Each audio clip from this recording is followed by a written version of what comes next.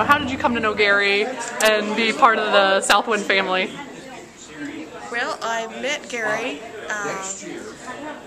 when we had the 150 Kansas art show a few months ago. That's when I had a few of my paintings accepted in that show, and we became friends and kept in touch, and he said he was going to have a show of some artists that had not been in the area long, and he wondered if I would like to be a part of that, so I jumped at the chance.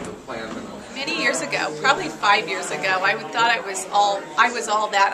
I was painting portraits that looked like the actual people, and I was kind of learning to, well, I would say I still haven't mastered color, but I thought at that time I was getting pretty decent with bright colors and composition, and so I would stop in and visit with Gary, and he would school me. And I stopped in many times, and he kind of said, keep going, keep working at it, and I did. And then, so I've always, and he's been gracious, had me in shows before.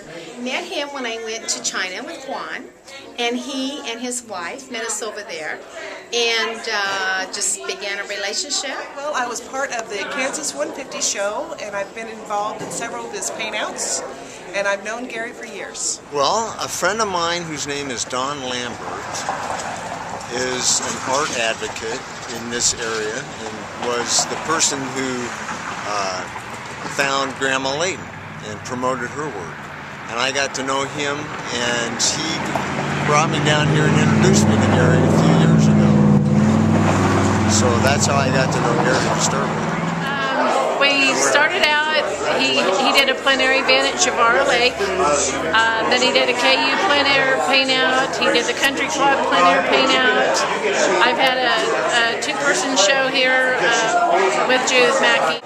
So there's been a long history with Gary's gallery and I.